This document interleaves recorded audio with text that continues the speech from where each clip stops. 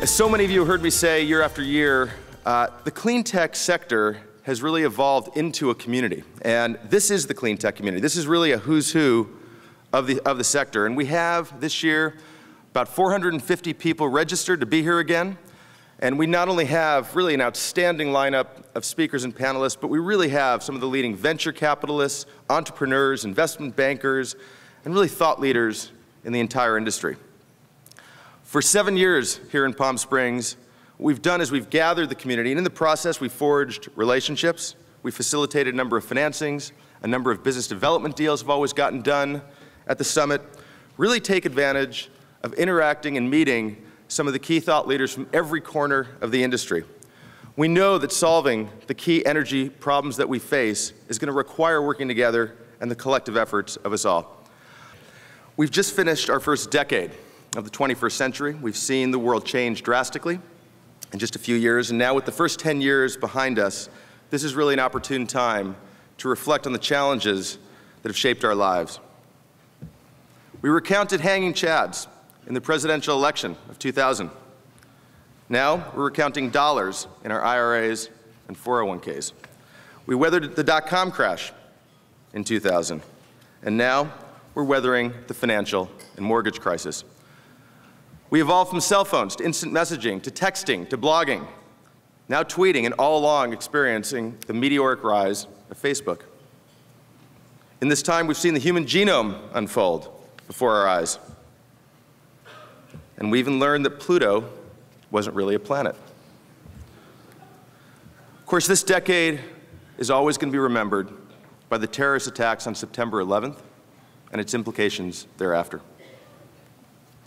But with all the changes we've seen in the past decade, perhaps there was none more critical to our future than the emergence of clean technology. At the beginning of the century, when clean tech was niche, not necessary, when it was marginal, not mainstream, success was predicated on the set of trade-offs among energy, economics, and the environment. And to some, it wasn't clear that the goals of each of these arenas could be fulfilled simultaneously. If you were eco-friendly, you were lacking in power output, or worse still, you were losing money. And many of you know that my response to that debate has always been, being green is green. And now our industry is broken free from the shackles of this myopic view of one-dimensional trade-offs.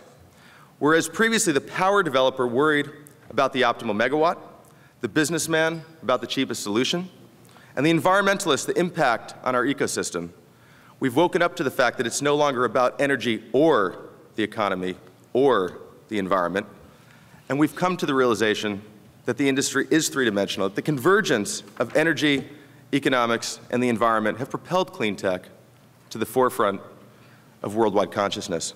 And in the process, clean tech has become the fastest growing leg of the venture stool, right alongside IT and life sciences today. Clean tech made up just 0.6% of all venture investments in the year 2000. And interestingly, the NVCA didn't even have a category for clean tech at the time. It was simply a footnote buried in the amorphous category of other. But in 2010, we've seen approximately $8 billion of venture investment, representing about 17% of total investments last year. Represents an almost 30x increase in 10 years, and it's the kind of returns that would make any of us envious. Over the past decade, the sector has broadened, it's deepened, it's diversified. Corporations have abandoned greenwashing for green revolutions. Public concerns for being green have reached a fever pitch, and government has transitioned from environmental protector to clean tech investor. Entrepreneurs are now working toward solutions expanded from Silicon Valley to every corner of the globe. And clean tech has become a focal point for solving so many of the world's energy problems. And the shift in these 5 areas have become central in the sector's transformation.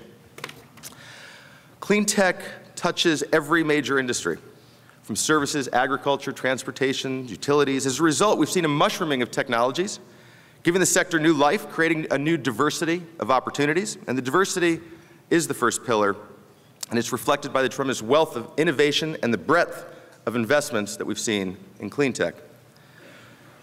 Venture investments, not just deployed broadly across all clean tech sectors, but also there's been a recent deepening among the value chains in each sector. Transportation sector is a great example.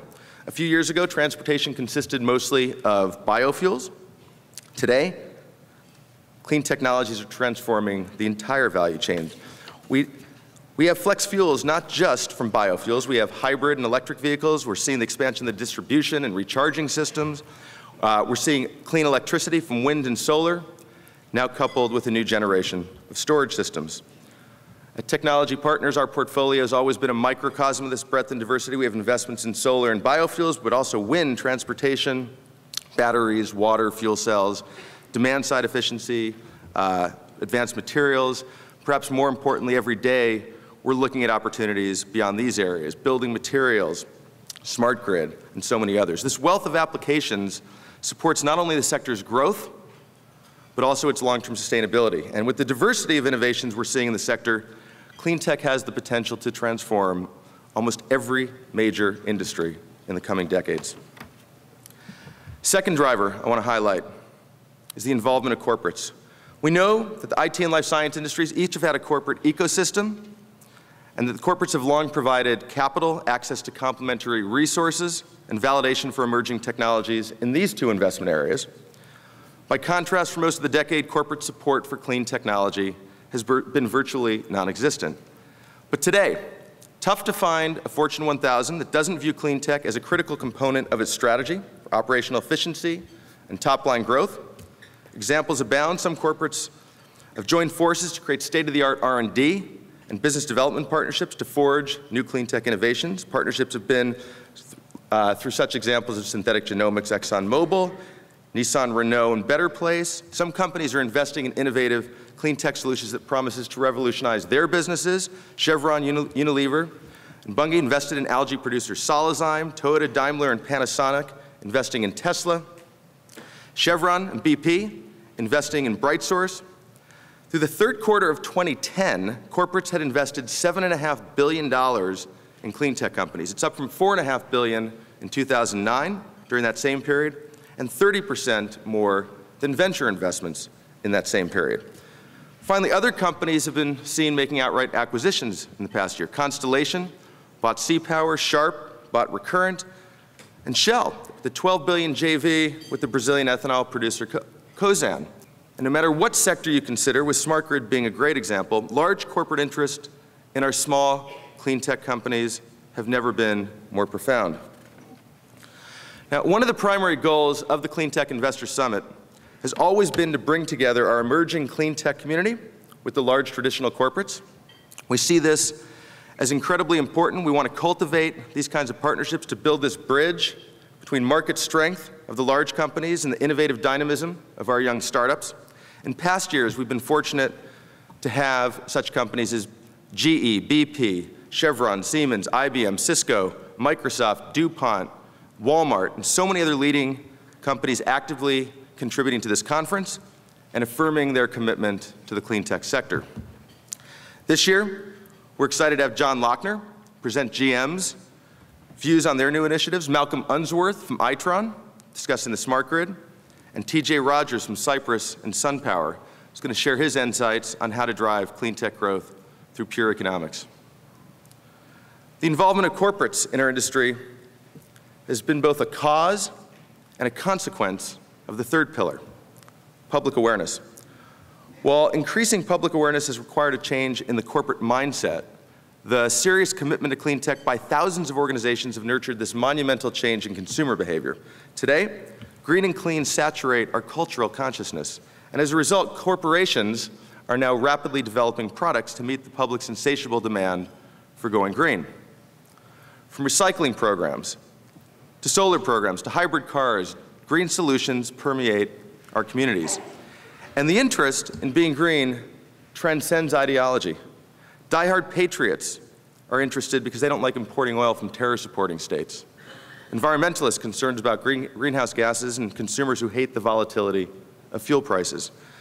For years, clean energy was an aspiration for a small niche demographic, and now it's making its way onto everyone's wish list. Whether you care about the environment, national security, or the economy, we all want the same result. We want clean, secure, and affordable energy solutions.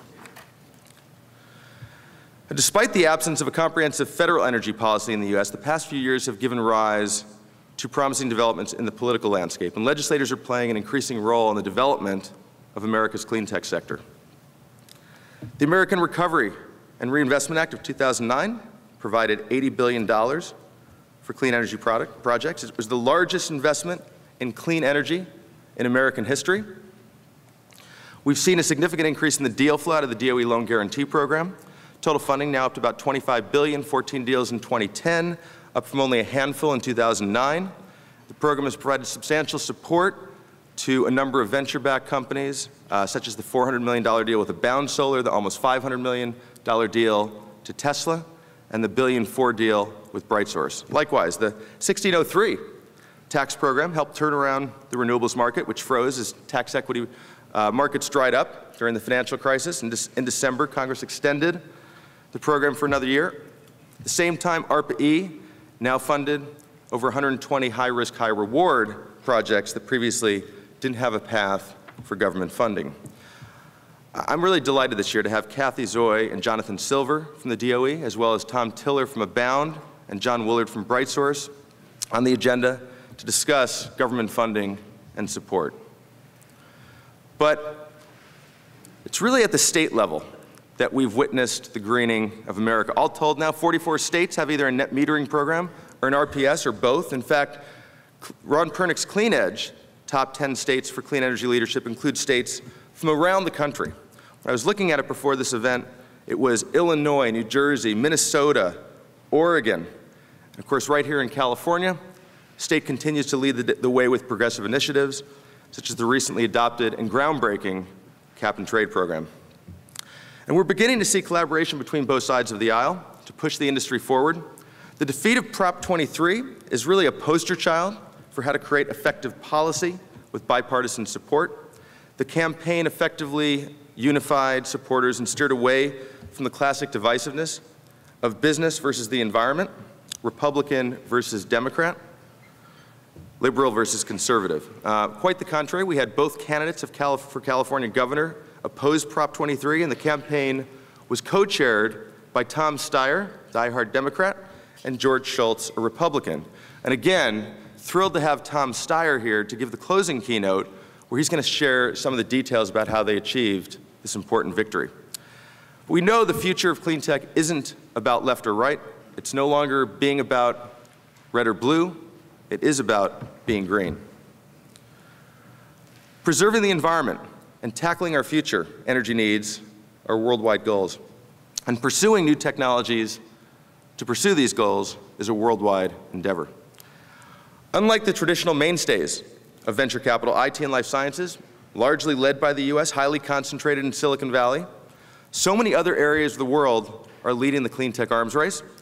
Pivotal challenges that we face in water, agriculture, energy transcend geographic boundaries, and clean tech leaders have now emerged across the globe. And for these reasons, it's the global support and global innovation that's the fifth driver. More than half of clean tech investments are now coming from outside the U.S. Germany, which receives less sunlight than Minnesota, is responsible for about half of the world's solar PV installed capacity. Israel, become a leader in water. Canada in hydropower, Iceland in geothermal, and the list of examples goes on. Brazil in alcoholic fuels, France in nuclear. And most noteworthy, in just a few short years, China has gone from relatively unremarkable in the renewables market to a position of prominence, if not dominance. Today, China manufactures 40% of the world's PV systems, 30% of the world's wind turbines, home to many of the leading emerging clean tech companies, and accounting for about half of the IPO proceeds in 2010. And significantly, it's China's government support of clean tech that's unparalleled now today, evidenced by its recent $221 billion clean tech stimulus plan. And while China may be the exceptional example, the bottom line is, today, being focused on clean tech necessarily means having a global perspective, casting a wide net on the opportunities and solutions being created around the world.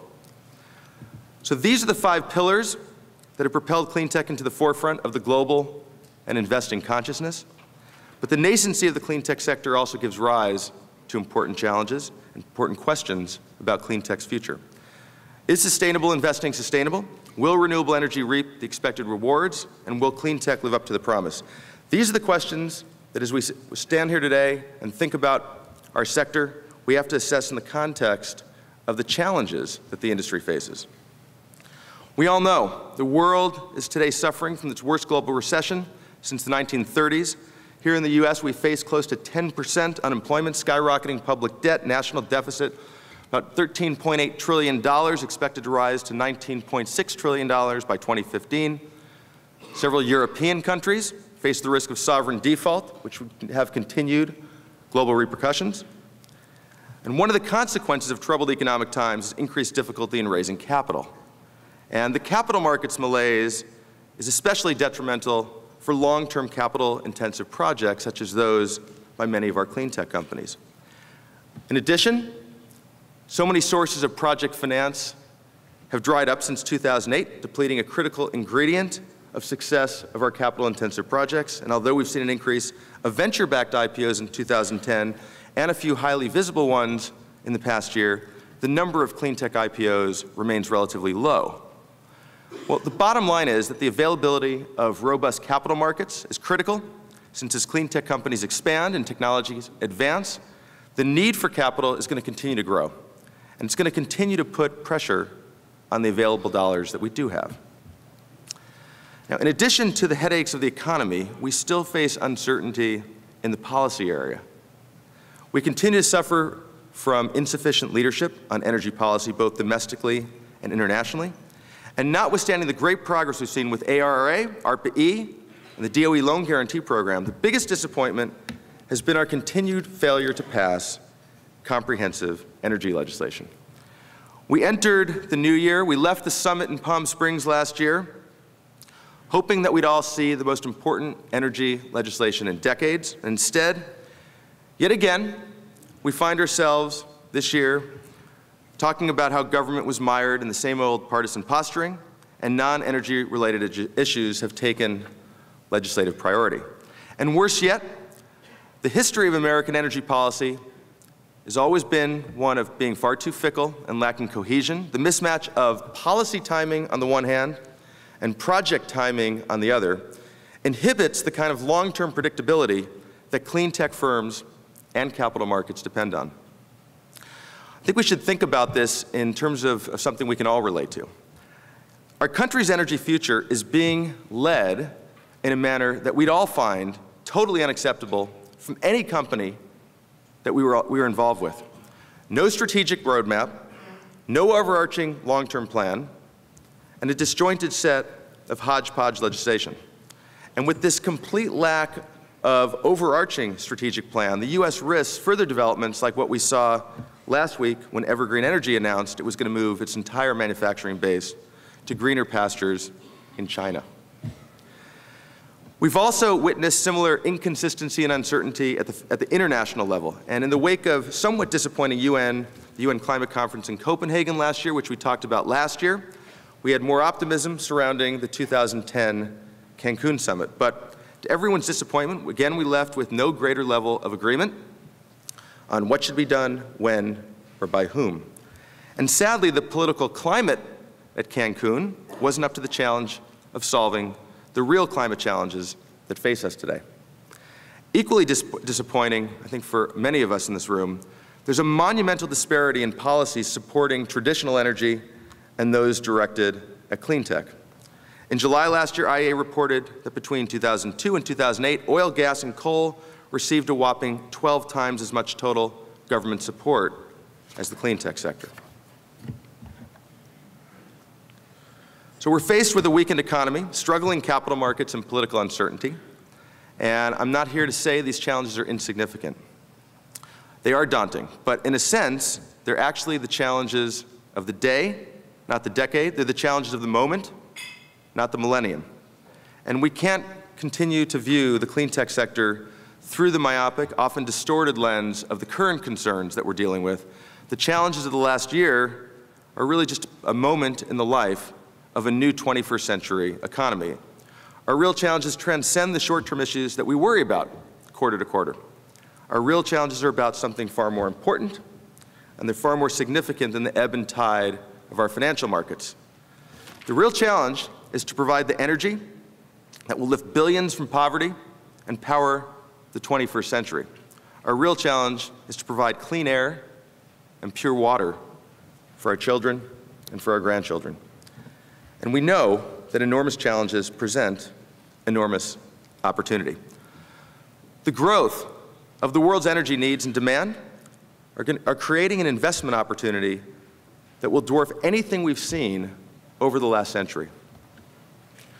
Like other great societal shifts in history, innovation is going to change the trajectory of the 21st century energy equation, and intellectual capital pouring in our sector at an unprecedented level to focus on solving our energy problems. And this is the new clean energy economy.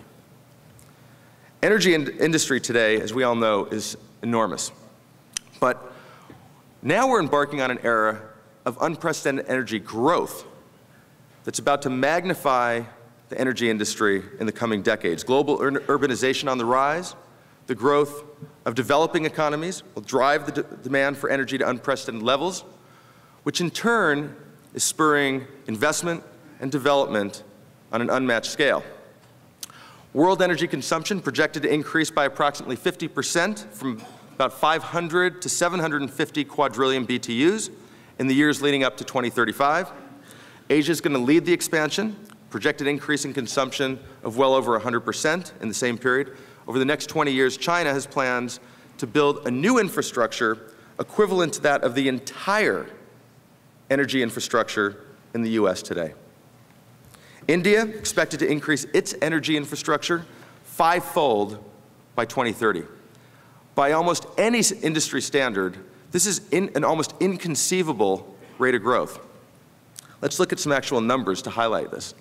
Today, the world's total energy consumption, approximately 30 billion barrels of oil, about 1.2 trillion gallons, otherwise known as the equivalent of about 3 cubic miles of oil. By 2050, most estimates suggest that we're going to need somewhere between 6 to 9 CMOs per year. Now, it takes about 150 Three Gorges Dam, each about 22.5 gigawatts, to produce just one additional CMO. So that's a Three Gorges Dam constructed every 4 months for the next 50 years. According to the IEA, the world's going to require total energy investment of $26 trillion by 2030. Today, renewables account for about 5% of our energy mix. If we assume constancy in that number over the coming decades, which is even more conservative than IEA's predictions, it would suggest about $1.3 trillion of investment into the renewable sector. But 5% is the status quo. It doesn't assume any material change in the way developing countries are building their new energy infrastructures. It doesn't assume any radical policy successes. And most importantly, it doesn't assume breakthrough innovation. Imagine the ease that we're going to pass through 5% if the developing world approaches clean tech like many countries approach the telecom industry, leapfrogging the wired networks and adopting wireless technology. Developing nations today do have the vision and the know-how to leapfrog fossil energy and build renewable energy infrastructures.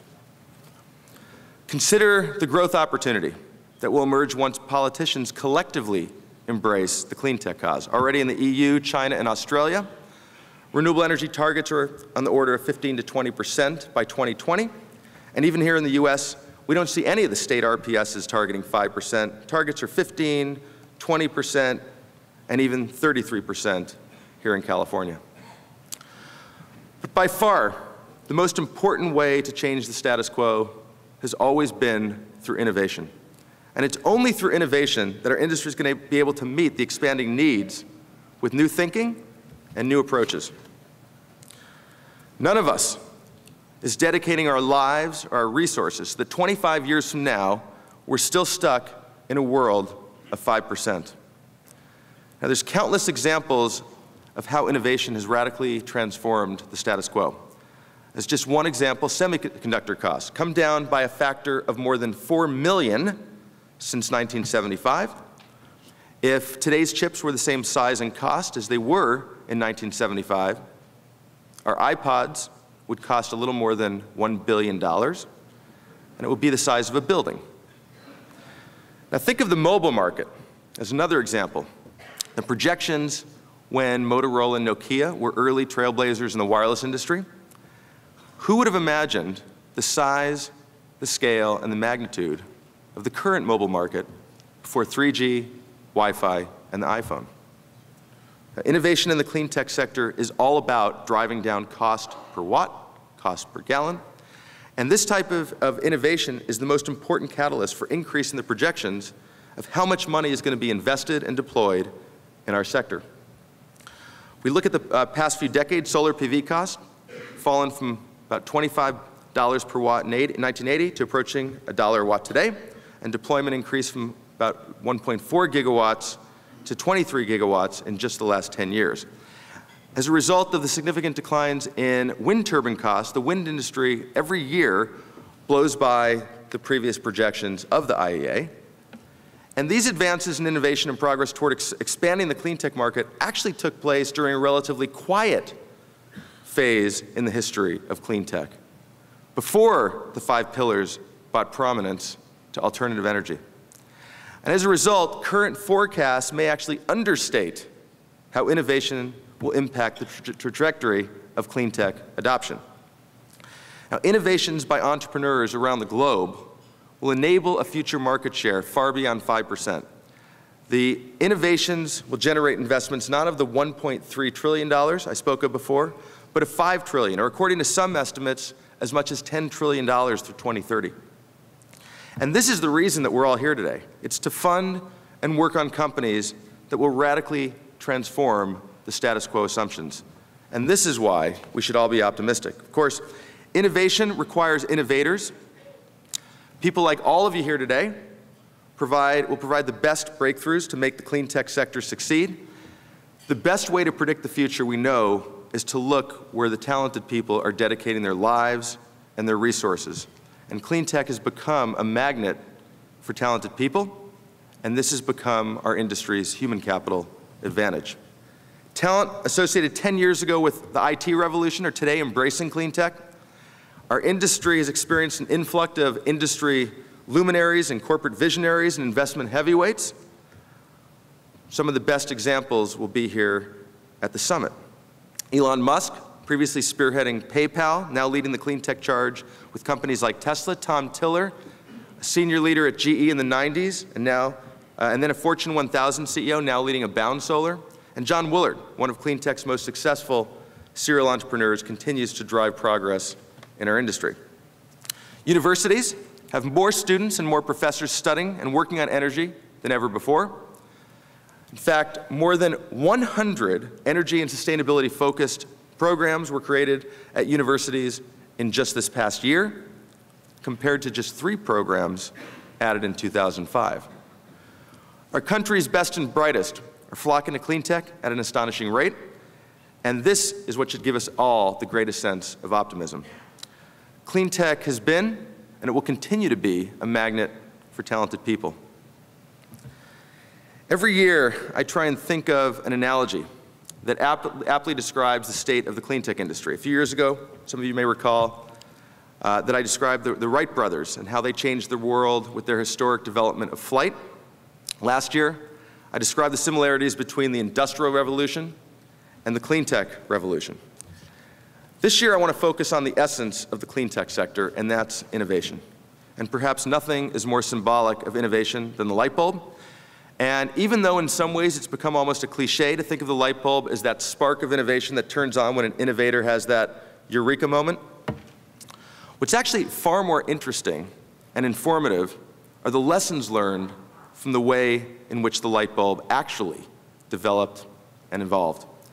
When Edison began working on the incandescent light bulb in 1878, there were already more than a dozen inventors who had competing incandescent light bulb technologies. None had succeeded because they were all too expensive.